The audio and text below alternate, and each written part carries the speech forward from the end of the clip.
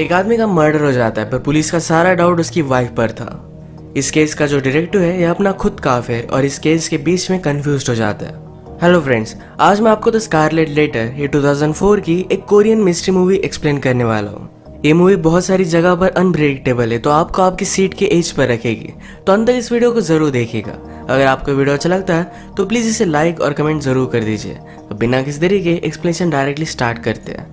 Movie start होती है और हम हमारे मेन कैरेक्टर किहुन को देखते हैं। किहुन एक पुलिस ऑफिसर था और आज एक मर्डर हुआ है। इसी क्राइम सीन पर वो पहुंचता है। क्राइम सीन पर एक आदमी का मर्डर हुआ है, हर जगह पर बहुत सारा ब्लड पड़ा था।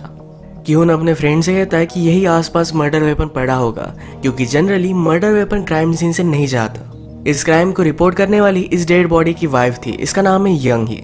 यंगी को क्वेश्चन पूछने के लिए फिर पुलिस स्टेशन ले जाया जाता है। किहुन डायरेक्टली उससे पूछता है कि तुमने अपने हस्बैंड को क्यों मारा। वो कहती कि मैंने ऐसा कुछ भी नहीं किया, मैं कुछ ग्रोसरीज लेने के लिए बाहर गई थी और वापस आई तो डायरेक्टली उसका मर्डर हो चुका था। किहुन उससे पूछता है क्या तुम उस पर चीट कर रही थी। यंगी कहती कि अगर तुम्हें मुझ पर बिलीव नहीं होता तो एक शू शॉप पर जाकर तुम चेक कर सकते हो, वहां पर मैंने शूज पहने थे और पे करना ही भूल गई। और भी क्वेश्चन पूछने से पहले किहुन ने उसे कॉफी के लिए पूछा। वो जब बनाने के लिए गया और वापस आया तब तक यंगी सो चुकी थी। इसके बाद मूवी में हम हमारी और एक मेन कैरेक्टर को देखते हैं, इसका नाम है गाही। किहुन रात में गाही से मिलने के लिए उसके बार में आया हुआ था। इसके बाद दोनों इंटीमेट हो जाते हैं। अगली सुबह हमें किहुन का घर दिखाया जाता है और उसकी वाइफ अलग है। इसका मतलब है गाही के साथ उसका अफेयर चल रहा था। आज उसकी और उसकी वाइफ की डॉक्टर के साथ अपॉइंटमेंट थी, क्योंकि उसकी वाइफ प्रेग्नेंट भी है। जिस तरीके से अपनी वाइफ से वो बात करता है इससे हमें पता चलता है कि उनकी मैरिज में कोई भी प्रॉब्लम नहीं थी। नेक्स्ट सीन में सारे पुलिस ऑफिसर यंगी के हस्बैंड के मर्डर के बारे में बात कर रहे थे। एक ने कहा कि यंगी ने बहुत सारे अबॉर्शन करवाए हुए थे जो उसके हस्बैंड को पता नहीं था। शायद उसका कोई अफेयर होगा, हमें इसके बारे में और भी जानना चाहिए। किहुन कहता है उस पर नजर रखने के लिए हम कुछ लोगों को लगा देते हैं। किहुन को गन का बहुत ही शौक था, इसे डिसमेंटल कर फिर से असेंबल वो सिर्फ 20 सेकंड में कर लेता था। उसके फ्रेंड ने उसे कहा हम कभी भी इस गन का यूज नहीं करते, तुम ये सब चीजें क्यों करते हो। किहुन कहता है मुझे गन पसंद है, सिर्फ इसी वजह से मैंने फोर्सेस ज्वाइन की थी। नेक्स्ट सीन में हम देखते हैं कि यंगी से एक बहुत ही सस्पिशियस आदमी एक कैफे में मिलता है। यंगी ने उसे कुछ पैसे भी दे दिए। पुलिस यंगी पर नजर ही रख रहे थे तो सारी बात उन्हें पता चल गई। नेक्स्ट सीन में किहुन अपनी वाइफ के साथ डॉक्टर के पास आया हुआ था। नर्स उन्हें सब कुछ रिपोर्ट्स वगैरह दिखाती है, बोलने में बोल के कि फिर से अबॉर्शन करना सही नहीं होगा, आप अपने बच्चे का अच्छे से ख्याल रखिएगा। इसका मतलब किहुन की वाइफ ने ऑलरेडी एक अबॉर्शन किया हुआ था। किहुन को इसके बारे में कुछ भी पता नहीं है। ये सुनकर उसे बहुत ही बुरा लगा, पर इस बात को पूरी तरीके से इग्नोर कर देता है। जिस आदमी को यंगी ने पैसे दिए थे इसे जाकर पुलिस पकड़ लेते हैं। उससे पुलिस ने बहुत सारे क्वेश्चन पूछे पर वो कुछ भी नहीं बताता। किहुन ने तो उसे मारा भी था, फिर भी वो कुछ भी नहीं बताता। रात में हम देखते हैं कि किहुन का जिसके साथ अफेयर है की ही इसे अचानक से पेट में दर्द होने लगता है। उसने प्रेगनेंसी की टेस्ट ली तो वो प्रेग्नेंट थी। यंगी के हस्बैंड के ऑटोप्सी की रिपोर्ट आ चुके थे तो किहुन यंगी से मिलने के लिए उसके पास गया। यंगी का एक फोटो स्टूडियो है। वो उससे कहती है अगर आप लोगों का एल्बम देखें तो उससे बहुत सारी चीजें इमेजिन कर सकते हो, जैसे कि ये फैमिली। यहाँ पर मुझे लगता है कि इनका बेटा मिलिट्री में होगा। जब वो वापस आया तो सारी फैमिली ने वैकेशन ली है। उसके साथ उसकी गर्लफ्रेंड भी है जो आज बहुत ही ऑकवर्ड है। यंगी अपने हस्बैंड में कोई भी इंटरेस्ट नहीं दिखा रही थी तो किहुन उस पर चिढ़ जाता है। कहता है कि क्या तुम्हें कुछ भी फर्क नहीं पड़ता, तुम्हारे हस्बैंड की डेथ हार्ट अटैक की वजह से हुई थी। हार्ट अटैक आया, उसकी आर्टरी बर्स्ट हो गई, इसी वजह से सारा ब्लड पड़ा था। यंगी कहती है मैरिज में बहुत सारी प्रॉब्लम्स होती है पर हम इसे ओवरलुक कर देते हैं। क्या कभी तुमने अपनी वाइफ को हेट किया है? मैं भी अपने हस्बैंड को बहुत ही हेट करती थी, 5 साल हो गए, पर फिर भी मेरी फीलिंग्स बदली नहीं। रात में किहुन घर पर आया, वो अपनी वाइफ के लिए अच्छा सा कुक करता है। किहुन की वाइफ सीहुन उसे अबॉर्शन के बारे में बताना चाहती थी, पर किहुन इस बात को पूरी तरीके से इग्नोर कर देता है। उसे घर पर गिही का कॉल आया, उसे मिलना चाहती थी पर किहुन ने उसे पूरी तरीके से इग्नोर कर दिया। यंगी का अफेयर है या नहीं इसके बारे में पुलिस बहुत सारी इन्फॉर्मेशन निकाल रहे थे तो यंगी ने डायरेक्टली किहुन को अपने अफेयर के बारे में बता दिया। वो कहती कि एक आदमी मेरे स्टूडियो में आया हुआ था, उसने मेरी फोटो ली, वो मुझसे फ्लर्ट करता था। उसने एक फोटोशूट किया जिसमें उसने सिर्फ अपने पैरों की फोटो ली। इसके बाद उसके हाथ, उसका चेस्ट, इस तरीके से वो फोटोशूट करता था। हर वीक वहाँ आया करता था।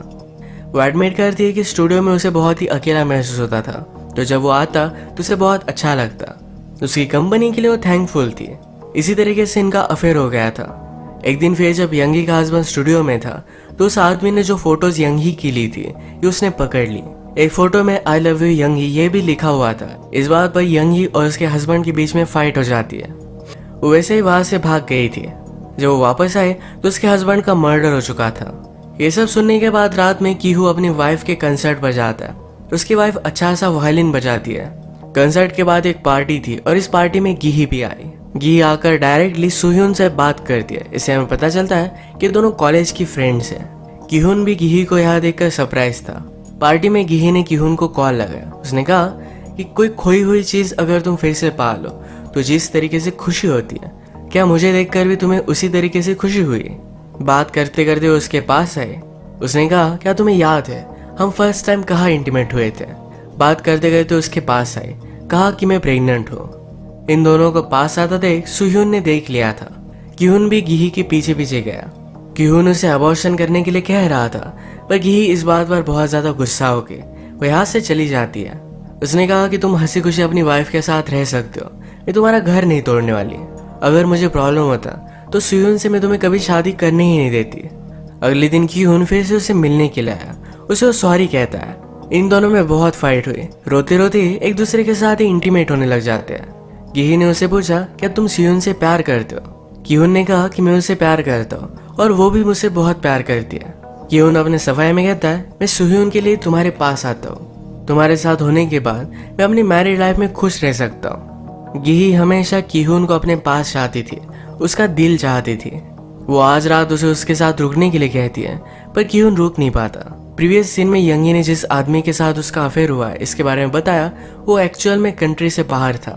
जब वो वापस आता है तो कीहुन उसे डायरेक्टली पुलिस स्टेशन में लेकर आता है। कीहुन ने उसे पूछा कि तुमने यंगी की पिक्चर्स क्यों लिए थे? इस आदमी का नाम है जंग। जंग कहता है किसी के न्यूड फोटोज लेना कोई भी क्राइम नहीं है, पर यंगी ने न्यूड पिक्चर्स के बारे में कुछ भी बताया नहीं था। इस बात में कीहुन इंटरेस्टेड हो गया। वो कहता है कि अफेयर कैसे हुआ, इसके बारे में मुझे सब कुछ बताओ। जंग ने कहा कि मैं फोटोशूट करने के लिए हमेशा स्टूडियो में जाया करता था। यंगी को मैं पसंद था तो हमेशा मुझसे वो फ्लर्ट करती थी। मुझे भी अच्छा लगने लग गया था। एक रात उसने मुझे बुलाया। उसने कहा कि मेरा हस्बैंड आज घर पर नहीं है तो उसका न्यूड फोटोशूट उसे करना था। मैंने उसका फोटोशूट तो किया पर हमारे बीच में कुछ भी हुआ नहीं था। इसके बाद रात में गाही कीहुन को अपने अपार्टमेंट में कॉल कर दिया।